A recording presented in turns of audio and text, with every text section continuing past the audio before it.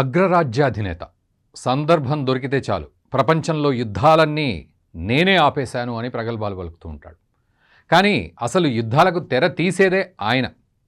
ఇలా అనడానికి ప్రత్యేకమైన కారణం ఉంది.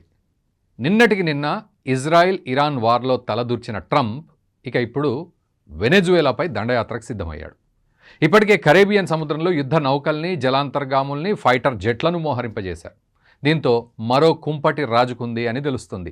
దీనికి సంబంధించిన పూర్తి వివరాలు ఏంటో ఈ వీడియోలో చూద్దాం. ఇది ఒక ఇంట్రెస్టింగ్ వీడియో, ఖచ్చితంగా స్కిప్ చేయకుండా చూడండి. ఈ వీడియోని మీ మిత్రులకు కూడా షేర్ చేయండి. లాటిన్ అమెరికాలో తీవ్ర అలజడి చెలరేగుతోంది. డ్రగ్ కార్టెల్స్పై యుద్ధం పేరుతో వెనెజువేలా లక్ష్యంగా అమెరికా పావులు గదుపుతోంది. దీనికి కారణం ఆ ప్రాంతం నుంచి వస్తున్న మాదక ద్రవ్యాలు అమెరికాను ముంచెత్తుతున్నాయన్న ఆరోపణలు ఉండడమే. అక్కడ ఉన్నటువంటి కొన్ని ముఠాలు దీని వెనక ఉన్నాయని చెప్తోంది. ఈ క్రమంలోనే వెనెజువేలా అధ్యక్షుడిని పట్టివ్వాలని కూడా అమెరికా ఎప్పటి నుంచో కోరుతోంది. మదురో మోరోస్ గురించి సమాచారం అందిస్తే ఏకంగా 430 కోట్ల రూపాయల బహుమతి కూడా ఇస్తామని ప్రకటించింది. దీనికి తోడు ఇటీవల ఒక డ్రగ్ కార్టెల్ నౌకపై కూడా అమెరికా దాడి చేసింది. దీంతో ఉద్రిక్తతలు మరింత పెరిగాయి. మాదక ద్రవ్యాలపై అమెరికా దండయాత్రకు రంగం సిద్ధం చేస్తోంది. ఇందులో భాగంగానే కరేబియన్ సముద్రంలో భారీగా సైన్యాన్ని మోహరించింది. భారీ యుద్ధ నౌకలు, జలాంతర్గాములతో పాటు అత్యాధునిక ఫైటర్ జెట్లను కూడా రంగంలోకి దించింది. ప్రస్తుత పరిస్థితుల్ని చూస్తే ఏ క్షణమైనా అమెరికా దళాలు వెనెజువేలాను ఆక్రమించుకోవచ్చు అని తెలుస్తోంది. అయితే డ్రగ్స్ ముఠా కోసమే ఇదంతా చేస్తున్నట్లు చెప్తోంది America. The Iwo Jima amphibian ready గ్రూప్లోని USS San Antonio, USS Fort Lauderdale నౌకలు, యుఎస్ఎస్ ఇవోజిమా సుమారు 4500 మంది సైనికులతో కరేబియన్ సముద్రంలోకి వెళ్ళాయి. వీటిల్లో 22వ మెరైన్ యూనిట్ కమాండోలు 2200 మంది ఉన్నారు. అంతేకాదు యుఎస్ఎస్ శాంసన్ కూడా తూర్పు పెసిఫిక్లోకి వచ్చి చేరుతుందంటున్న అమెరికా పెద్ద సంఖ్యలో P-8 నిఘా విమానాలను కూడా రంగంలోకి దించేసింది. అమెరికా కన్నేసిన వెనెజువేలా కొలంబియాకు అత్యంత సమీపంలో ఉంది. కొలంబియా యావత్తు ప్రపంచంలోనే అతిపెద్ద కొకైన్ ఉత్పత్తిదారు.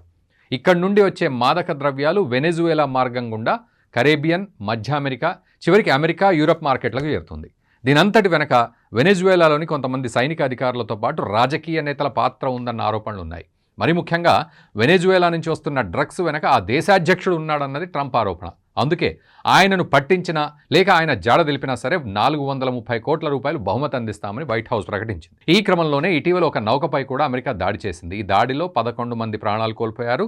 దీనికి ప్రతిగా వెనెజువేలా తన యుద్ధ విమానాలు ప్రదర్శించింది. ఇది ట్రంప్కు అసలు మింగుడు పడలేదు, ఇంగే ఉంది. వెనువెంటనే 8 వార్షిప్లను దక్షిణ కరేబియన్కు పంపాడు ఆయన.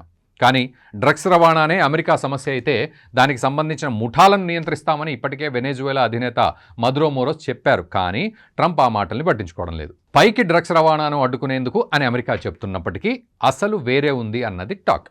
అదేంటంటే వెనెజువేలా యావత్తు ప్రపంచంలో అత్యధికంగా చమురు నిల్వలున్న దేశం.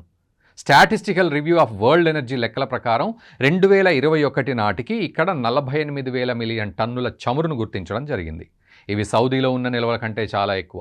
ఇంకా చెప్పాలంటే ప్రపంచ చమురులో 17% సమానం. అందుకే దీనిపై కన్నేశారు అమెరికా అధ్యక్షుడు డొనాల్డ్ ట్రంప్. ఎక్కడి చమురు నిల్వల్ని తమ గుప్పిట్లోకి పెట్టుకోవాలనుకుంటున్నారు. ఎలాగైనా సరే ఆ దేశాన్ని తన చెప్పు చేతల్లోకి తెచ్చుకోవాలి అనేది శతవిధాలా ప్రయత్నిస్తున్నారు. ప్రస్తుతం వెనెజువేలా అధినేతను పదవి నుంచి తప్పించో, అవసరమైతే ఆయన అడ్డు తొలగించైనా సరే తన పెత్తనాన్ని ప్రదర్శించాలని భావిస్తున్నారన్నది బహిరంగ రహస్యం. అంతేకాదు ఇటీవలే వెనెజువేలాలోని మదురో సర్కార్ ఇక రోజులు లెక్క పెట్టుకోవాలని ట్రంప్ హెచ్చరికలు కూడా జారీ చేశారు. ఇక అమెరికాతో పోలిస్తే వెనెజువేలా చాలా చిన్న దేశం. అక్కడ దాదాపు 3,15,00,000 మంది జనాభా ఉంది. అలాగే ఆ దేశానికి 1,23,000 మంది సైన్యం ఉండగా 229 యుద్ధ విమానాలు, 30 ఫైటర్ జెట్లు. ఇవి అమెరికా బలంతో పోలిస్తే చాలా తక్కువ. ఎందుకంటే ప్రపంచంలోనే అత్యధిక ఆయుధ సంపద కలిగిన దేశం అమెరికా వద్ద మొత్తం 13,000 విమానాలు ఉన్నాయి.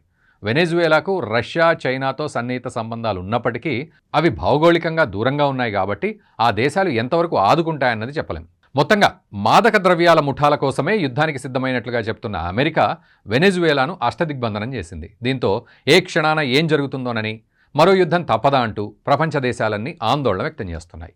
మీరేమంటారో కామెంట్ చేయండి.